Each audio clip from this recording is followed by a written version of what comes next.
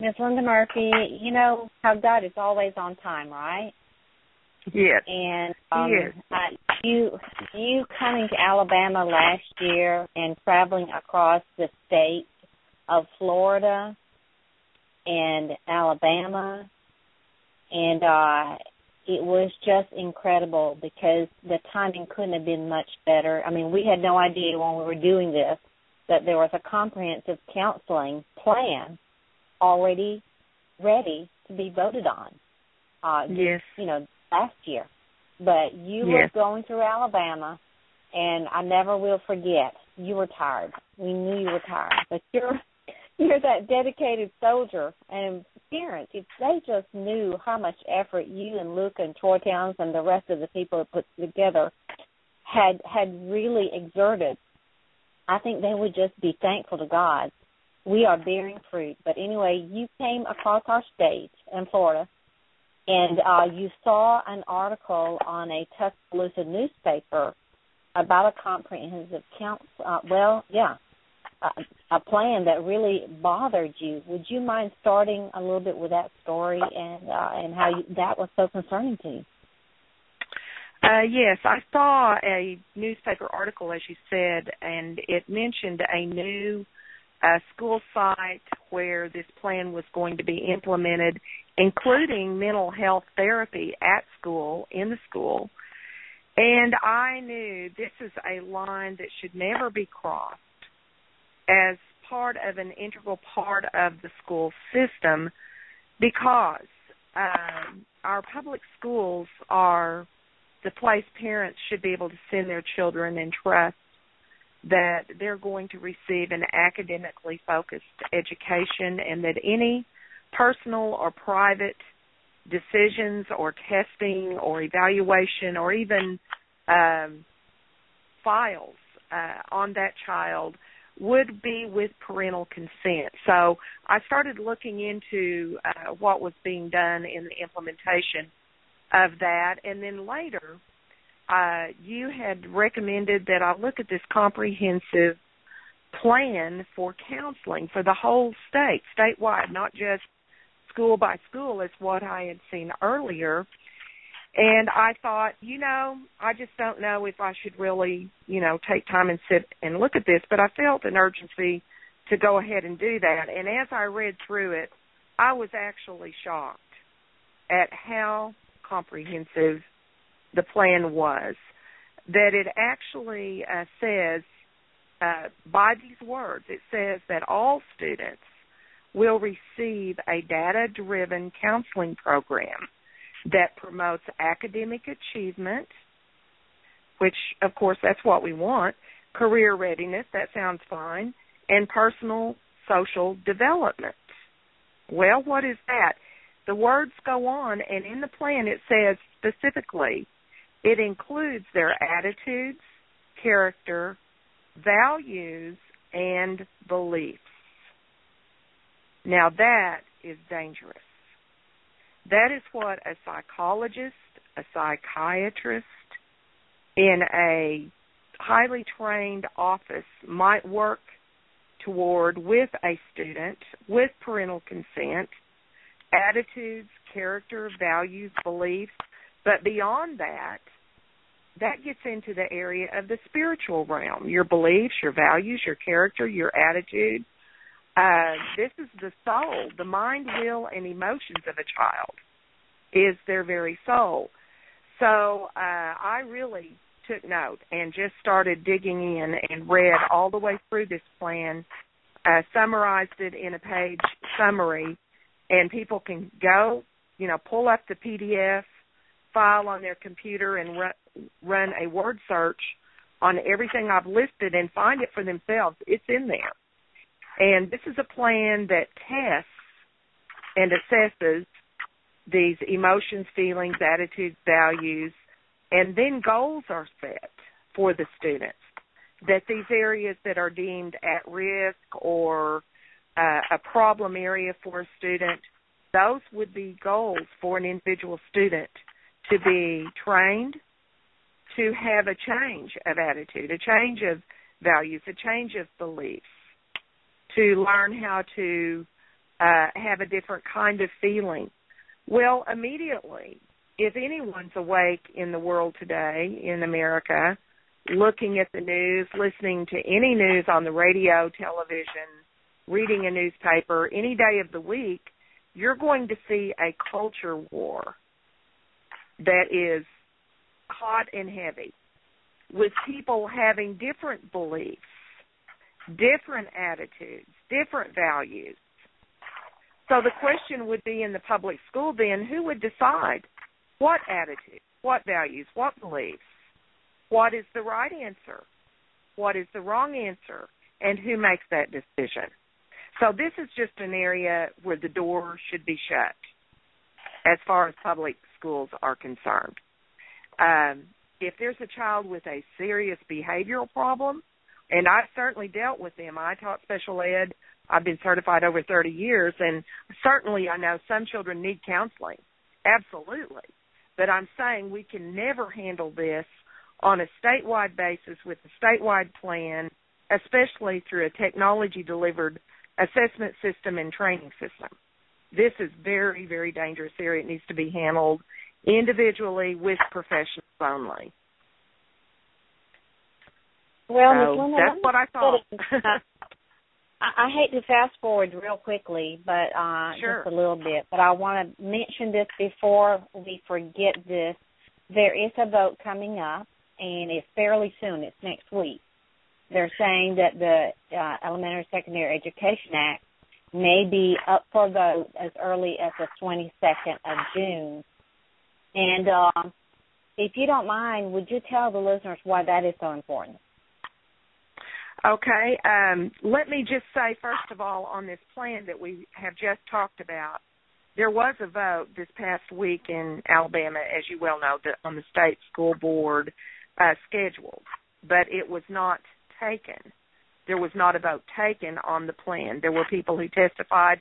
I believe you did as well, Diana, and several others that spoke. And that, for whatever reason, the decision was made. Certainly, it was a collective effort on the part of many people across Alabama getting the word out that this plan was not a good idea. And Alabamans were saying no. There was enough opposition that the vote was not taken on this mental health plan for Alabama schools. So the statewide plan right now is off the table. We know it could be put back on the table, so we don't go to sleep on these issues.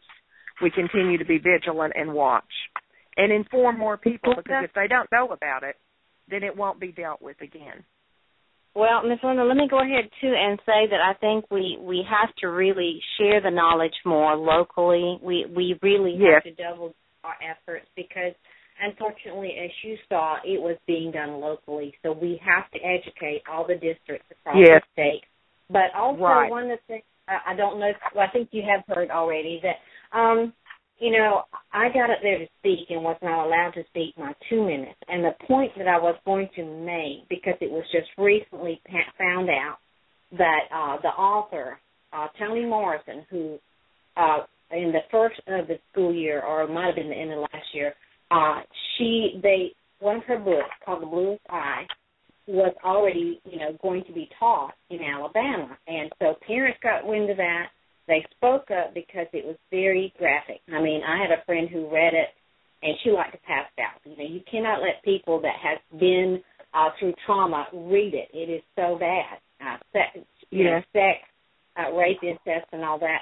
But that book was supposedly, they went a roundabout way where it would not be offered to our students in our state.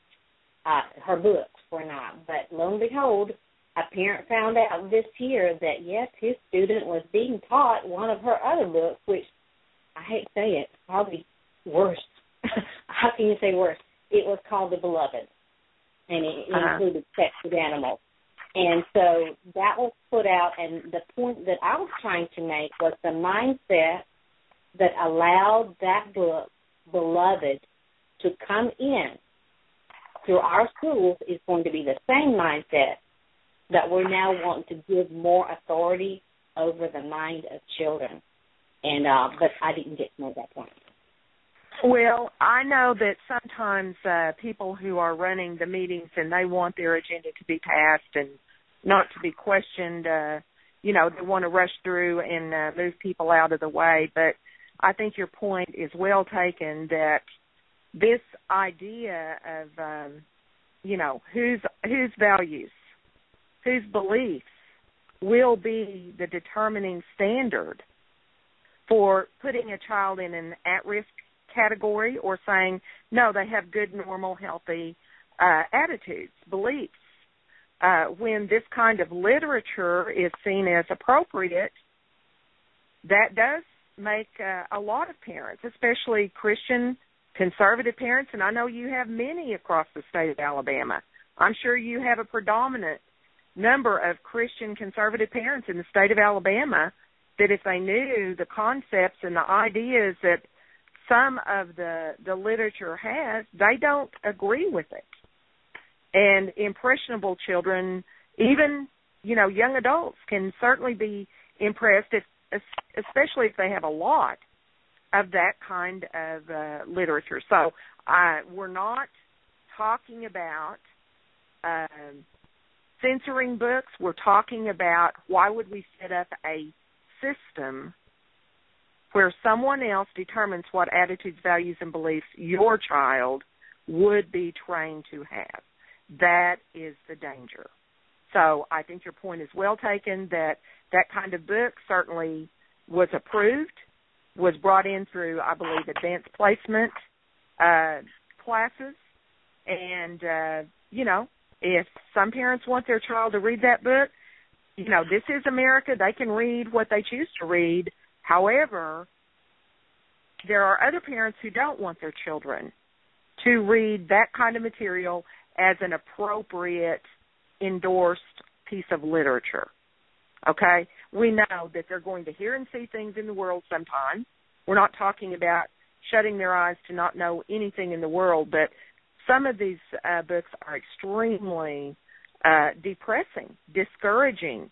They're not uplifting. There's not a positive, outcome in the story in some of these stories that are being promoted. And I think certain children are certainly affected by that.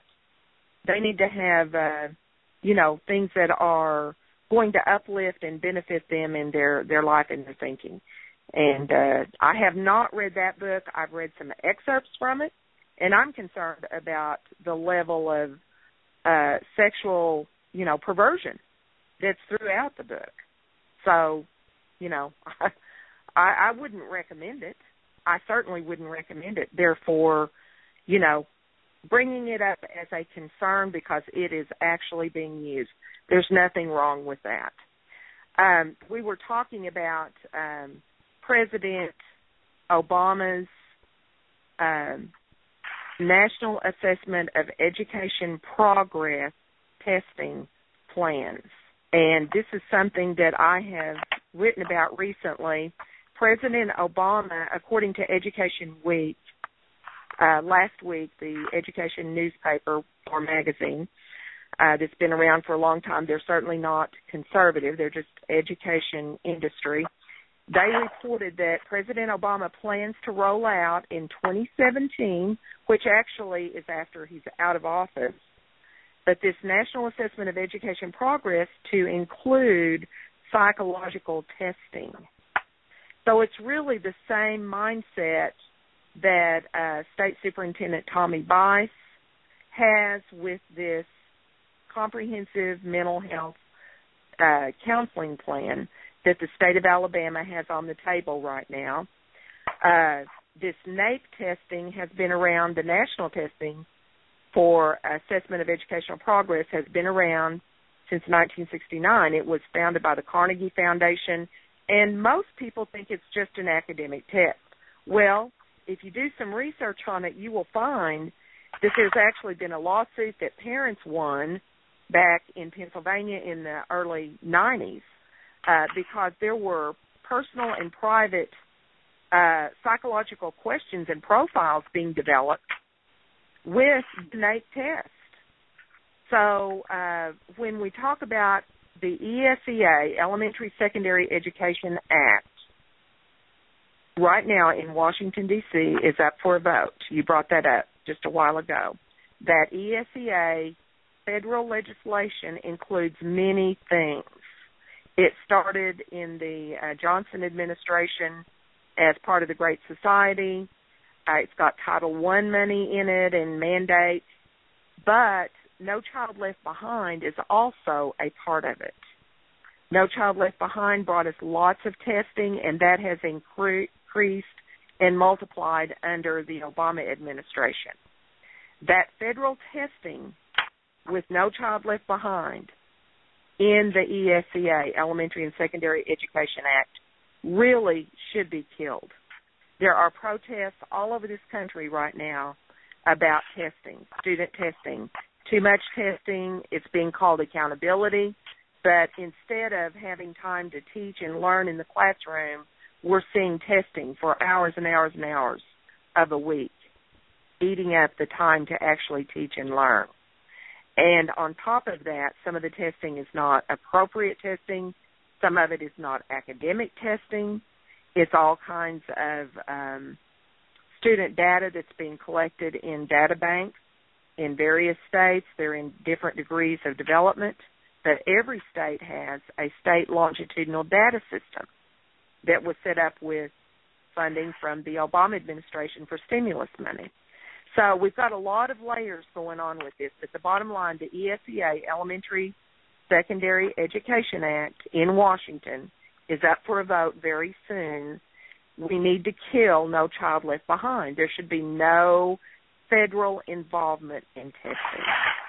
And now we hear that President Obama, has planned for 2017 to add psychological testing to the National Assessment of Education Progress.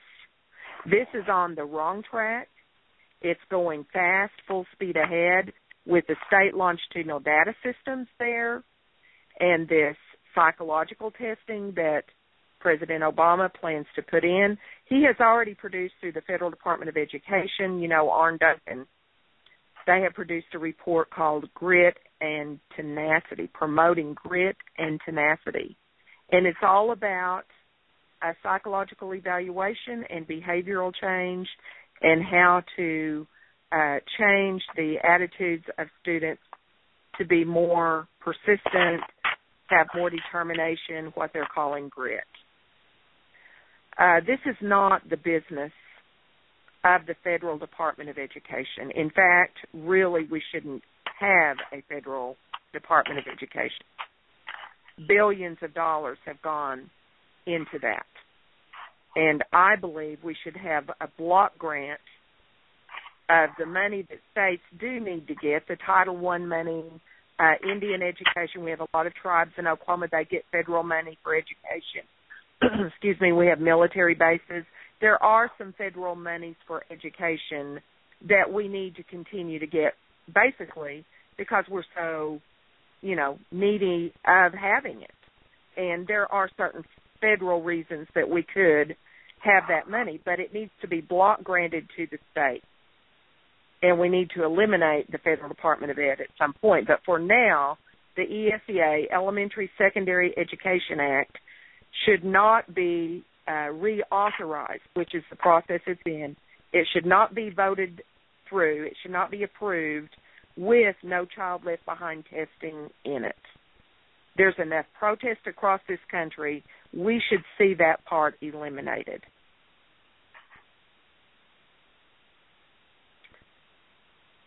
Ms. Barbara? So that's yes, absolutely. Linda, you've been involved in trying to do away with the Department of Education for quite some time, haven't you? You were on a board, President Ronald Reagan appointed you? No, I didn't serve on that, actually, but there were people on the Reagan, in the Reagan administration that certainly have called for that, and President Reagan did.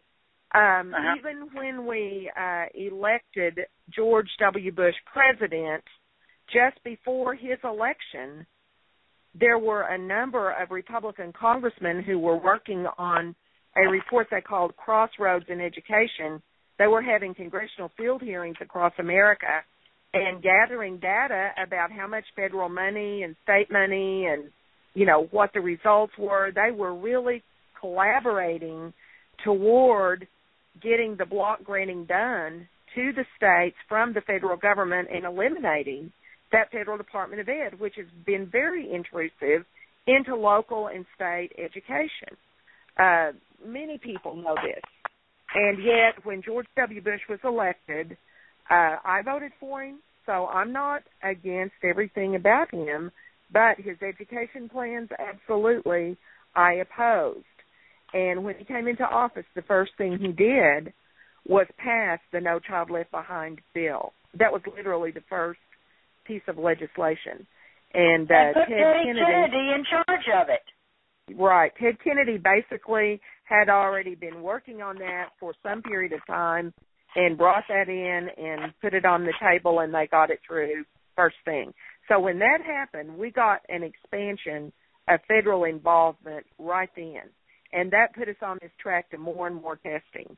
Now, as Republicans, a lot of people in the conservative circles say, we want accountability. Well, I do too, and I am a conservative Republican, but what we are getting is excessive testing and testing in areas that don't need to be tested and taken out of the hands of the local teachers and administrators. And then we get into the big testing companies like Pearson, these two testing consortia that are federally funded, PARC and SBAC, that are Common Core testing consortia. They're nonprofit organizations. They were set up under the Council of Chief State School Officers, CCSSO, which all of the state superintendents or school commissioners, whatever they're called in your respective state. Ours is the state superintendent. Yours is in Alabama. State Superintendent Bice. In Oklahoma, Joy Hoffmeister is now superintendent. In fact, that group, that CCSSO, our state superintendent just got back from China with CCSSO. They went to Shanghai. They went to other areas of China. And, Shanghai is noted as number one on the international testing. Their students do better on that test than any in the world. But that's all they know sometimes is that test. That doesn't tell us how they are as a well-rounded individual. That's not a full evaluation of everything that a person needs to know to be successful in life. And in America, we have not tied our students to the performance of a test, on a test, as China has. They have a high suicide rate. They have in China now, I read last week, they are using drones, literally. This was reported across a number of media outlets. I'm talking mainstream media. Drones being used to oversee, monitor students taking their national test for college entrance to see if they're cheating. Now, this is excessive. And why would we go to China? This is the kind of globalist mindset that seems to ignore the realities of the culture there, the realities of the government there, that we really don't want to be like China. Why would we? This Council of Chief State School Officers has a history of immorality. Yes. They're the ones that it was traced back to them back in the 90s of these this testing done for high school students, introducing them to sexual practices that you would not want high school students to even be reading about, and yet they were tested on these, and that was traced back to the Council of Chief State School Officers. So this, that doesn't surprise me that they are very liberal, and they have their own agenda. Common Core, being the highlight. We know from reading Common Core, the policies and so forth. So, I'm not surprised about this. So the officers are in China at this time? They have been. I think they're back in the United States now. This was just a few days ago. One of our newspapers in Oklahoma City reported this in a group picture with our state superintendent, Joey Hoffmeister, taken with a group of 7 other states. There were 8 state leaders there. Here's what Dr. Beverly Aikman, who wrote a lot about the national testing and the problems, the dark side of national testing, she wrote about in 2001 in this article. She says in 1986, a plan for the redesign of the elementary and secondary data collection program was finalized, and that's in 86, incorporating attitudinal, lifestyle, and value information. It fell to the federally funded Council of Chief State School Officers to ensure state and federal compatibility of computer systems and promote collection of data at the local level. In a 1985 speech, the Council of Chief State School Officers Director, Ramsey Selden, placed coordination of educational assessment and evaluation on the highest priority, promoting the exchange of information about private citizens and their children in the name of comparing educational achievement. And then they had the Speedy Express. There is a lot more. The Work Link, where the data would be transmitted to universities and prospective employers through WorkLink, a system set up by the Educational Testing Service. Now, this is back in the late 80s. This is what I came into the middle of. School to work, outcomes-based education, Goals 2000. Yeah. Right. Yeah. Well, I have a website at WordPress that is maybe not too hard to remember. It's LindaMurphyOklahomaEducator.wordpress.com. LindaMurphyOklahomaEducator.wordpress.com. It's .wordpress.com. And on that site, there are some articles, what I'm reading from right now, that Bev Aikman wrote about the dark side of testing, of national testing. So really, Obama didn't create all of this. George W. Bush didn't create all of this. Jeb Bush didn't create all of this. But these people, Hillary Clinton, certainly has been in on it from way back when in the 80s, working with Mark Tucker at the National Center for Education and the Economy. As we've discussed before, the Dear Hillary letter is a letter from Mark Tucker from the Carnegie-funded National Center for Education and the Economy to Hillary when Bill Clinton was elected president. That is online. If anyone just Googles Dear Hillary, they'll find it at Eagle Forum.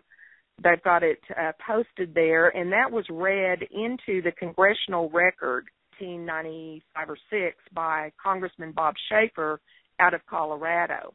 Bob Schaefer is now the head of FAIR Test, which does a lot of reporting about testing. Very good, dependable organization that does research on testing and helps expose a lot of this. Pardon me. Well, Linda, I wanted to go back to the comprehensive mental health counseling program that we're facing here in Alabama, and I was going to tell you that after you really examined it and shared with us, we were able to get a local Christian counselor put on the committee, and his take on it, and he was up there for 2 days. He said that there was only 1 out of the 27 members on the committee that were not connected to the school system. Only 1. And all the others were school counselors. They'd been meeting for an entire year. It was a 100-page document, and he described it as the death of common sense. He said family was redefined, and it's all about tolerance for deviancy. Anything goes. Anything goes. He was told that the schools cannot impose good values on the students, that they cannot. They are not allowed to. And the role now, of this was your local school committee. Yes, our committee member. He was told this. He was told this by other committee members. Yes. Apparently, the role of school counselors has been redefined as well. It's no longer about helping students get college scholarships, but it's about therapy for all students, mental health therapy for all students. And again, he called it, and he said it's all about data, collecting data from them, and so just everything that you have confirmation. Said, exactly. He confirmed. Yes, exactly. Yes. I hear that. Unfortunately. Yes, unfortunately. So that is what I saw in the state plan, and he sees that on the local level. They're actually carrying it through, and they're saying this. And well, no, this is state level. This is the state level. Oh, he was on a state committee. Okay. Yes, he was. Mm-hmm. Okay. He was. Well, but it's unfortunate when people begin to believe that what they're doing is good for students, and it has left the tracks of common sense. Because this really cannot work when you sit back and consider who decides what is at risk, who decides what is being bullied. What does that mean? I mean, when is someone, acting aggressively? If you don't like what someone is saying to you, does that signify bullying? Are they bullying you? These things are very treacherous in definition, and it's hard enough to get agreement, just in one school district, much less statewide. They're going to control the definitions. They're going to be the ones who define what it right, and it will be set into a computer system. This is the thing. It's going to be rigid as far as the response of the student in the computer to the assessment will determine the goals that are set for the student. So it's a rigid system. It's not a live human being sitting there with them, knowing them personally and having a little more insight into them. It's going to be according to their responses on assessments. Because how can they do it statewide with all students one-on-one? They can't. And this is what special ed has been in the past. It's been more one-on-one, individualized education plan. I said back from the beginning with No Child Left Behind, because I am a special ed teacher, been certified over 30 years in our state, have newborn to age 21 was the way I was certified in all exceptionalities, and I later went through OU's training for all the exceptionalities. Was LD and MR, they called it mentally handicapped. Mentally retarded is what it was at the time, mentally handicapped, educational, mentally handicapped, or I can't even think, trainable. And then they don't use these terms anymore. Educable, trainable, and profound were the three levels. But at any rate, all of those areas, plus autism, gifted and talented was even under special ed at that time. So these things I have watched from the beginning and the way it's developed and how much individual help we were giving students that started decreasing under No Child Left Behind. In the name of helping them more, they're really being helped less. Yeah. Because when you're trying to make everyone special ed and individualized, we've got such a disruption going on.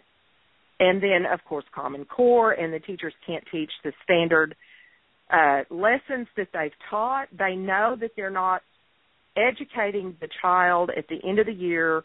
They have not been educated as well as they have been in the past. I hear that every day from teachers. And these are teachers who are successful.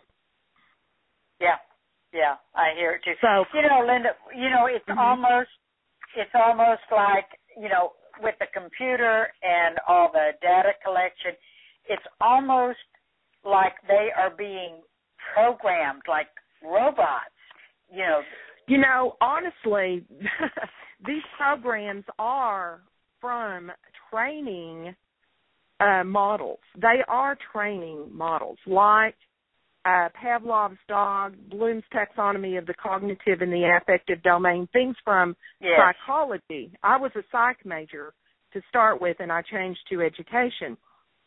And so I was always interested in the psychological part of it and had abnormal psych, behavior mod, educational psychology, developmental psychology. These were all courses that I had. Well, I've looked at this. I found a book, an old book from a used bookstore that I love to look at a lot of times. And I found a book that is called Management. Let's see, I just pulled it off the shelf here. Managing the Instructional Programming Effort.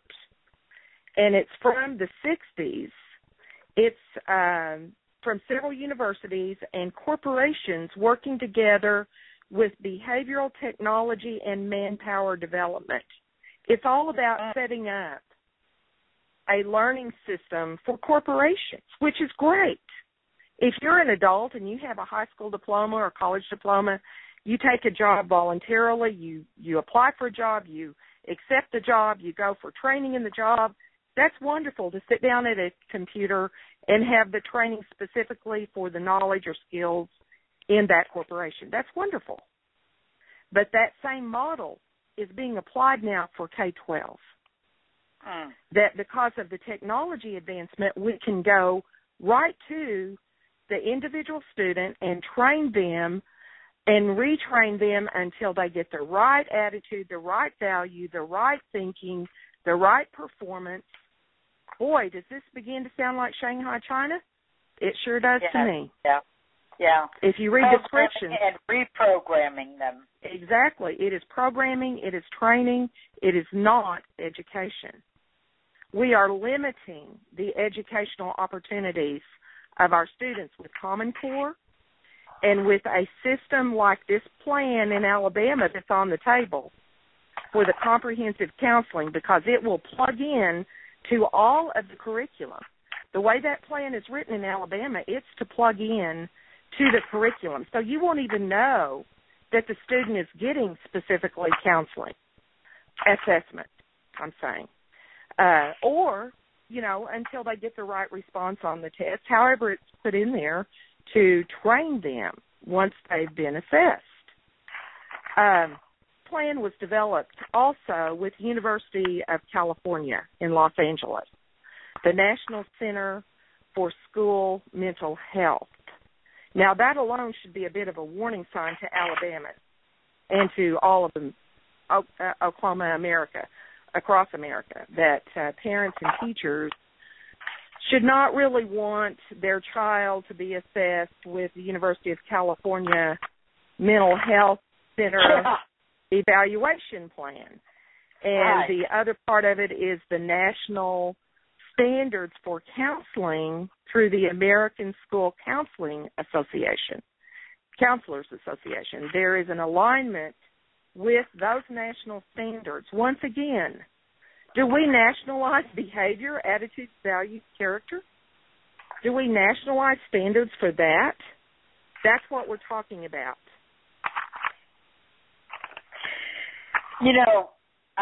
I believe the article your latest article that you'd written, I saw something about it's proposed, this mental health therapy is proposed as a solution.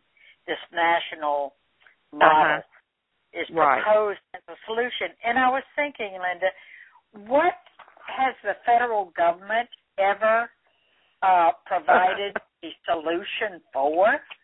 Right. Successfully, I think the success rate is not, no, it has not, they are not proving with accountability any success rate. That's right. That's right. And I mean, I don't know. So we're going to turn our children over to them. Right. You know, I think what we see, Barbara, is a lot of professional pride gets tied up in these big, big plans. And the people building the big plans think it's the greatest thing that's ever happened because they're helping build it. I read today in the New York Times, a professor out of Michigan is arguing that we should not guard student data so carefully that we shut down the flow of student data, because she and others who are on the top here of the education hierarchy need that data so they can tell us what to do for the student. Well, I'm not ready to flip that paradigm. I think the teachers and school administrators and parents in a local school district are the best ones to decide for a child what they need and how well their education programs are benefiting that individual child. We do not need to give the data of children to others outside of our local school districts to make determinations. We have professional educators that go to college that are trained to work with students and to evaluate tests. And, you know, those are the people that are the closest to the child, that know the child. When it becomes so removed from human interaction, it's just numbers. Our children are just data in a machine and people making decisions about how many workers do we need in this field? How many people need this type of degree? They're going to have quotas. I mean, this is what it's all about. It's about total quality management. TQM, right, total quality management. The labor department. Right. Telling what's going to be required in the future, which nobody knows. Right. That's never been able to be determined, and shouldn't That's be. Right. That's you know? right. And that's right. You probably know I was Deputy Commissioner of Labor in Oklahoma under Commissioner Brenda Renault after I served in Governor Keating's office as education advisor in the 90s. And this is when the School to Work plan was out there big on the national level, and there was effort to implement it across the country. Well, we did repeal, or actually the governor vetoed. It didn't get into law. The governor vetoed the bill when it got to him. I was in his office at that time and as education advisor, and that was something that the State Chamber of Commerce threw a fit, of course, because Governor Keating vetoed that bill, and the Tulsa World called him, you know, psychiatrically delusional and drew a picture of him lying on a psychiatric couch because he was listening to Linda Murphy, you know, talk about School to Work, because they want to believe, I say they, the State Chamber of Commerce, the corporate people who have bought into these ideas, thinking it's about workforce development, not doing the research, not knowing what it really is. They don't realize. Same thing they're doing with Common Core. Exactly. Yeah. It really is the same song, third verse, I guess. Yeah. That's but right. It isn't really funny. It's serious. The Department of Labor, the Federal Department of Labor, back then in the 90s, produced books called the SCANS Report, the Secretary's Commission on Achieving Necessary Skills. And they called these Common Core Skills. If you go back and look at the old books, it says Common Core Skills then. And these skills were broken down into categories, and job titles were listed on charts, and a farmer would need a certain amount of reading, but a secretary would need more reading. It was delineated according to what the job was, how much academic preparation was needed. So instead of looking at delivering a full opportunity for every student to achieve to their individual best ability, and if they drop out in the 8th grade and come back in the 10th, no chance of getting caught up in Europe. If you drop out like that, you're not going to get caught up like you can in America, where we've left the door of opportunity open with a full academic program, available. These opportunities are American ideas. And limiting the land of opportunity. That's right. And limiting and controlling and outside committees and groups or the government, the corporations with the government, whoever would serve on these committees, determining the workforce quotas, all of that is a part of the plan, that is all very foreign to America. That is not American freedom. And that's what we're really fighting for our children to have the same opportunities of freedom that we've had. And Ms. Linda? Barbara? I'm sorry. Yes. I just wanted to add in before we lose time, I had mentioned to you about an academic conference. It was held at the University of Cambridge last July. It's told that pedophilia interest is natural and normal for males. And the conference took place last year to discuss the classification of sexuality in a Diagnostic and Statistical Manual of Mental Disorders, DSM, the standard international psychiatric manual used by the legal system. And I think this is where we really have to research ourselves and think for ourselves and be very wary at where something like the comprehensive counseling will take us. And we're grateful for your help. And also another person, Joan Landis, that did a lot of work in studying it, and she was gracious enough to really write a letter warning about that particular book we had spoke about, Beloved, and how, she put it in response to a bill that was going to be passed to really promote, to prevent sex abuse. And her point was that books like The Beloved really normalizes those, yes, definitely, those behaviors. And so it's like, and it just amazes me, where was the research done when our legislators decided to vote that in? It's like, I don't even think there was a meeting in the Senate, and I don't know if there was one in the House, a public hearing. So we really have to be very vigilant because, unfortunately, these legislators, I don't know where they were, in light of having to take care of our families here in Alabama and when that issue came up. But anyway, thank you for all your work in regard to the comprehensive counseling, guys. We sure do appreciate it. I'm sorry, Ms. Barbara, I got into what you were fixing to say. Go ahead. Oh, no, that's okay. I know we're winding down and going to be closing out in prayer in just a few, right? Oh, yes. We have a lot to be grateful for and a lot to hold up before God. And listeners, this is why it's so important to talk to each other, to have a lot of like-minded individuals to come to your aid. And it's so good to know that we are one nation and that we can come to our friends in Oklahoma, friends in other states like Joan Landis in Utah, and ask them for their expert advice.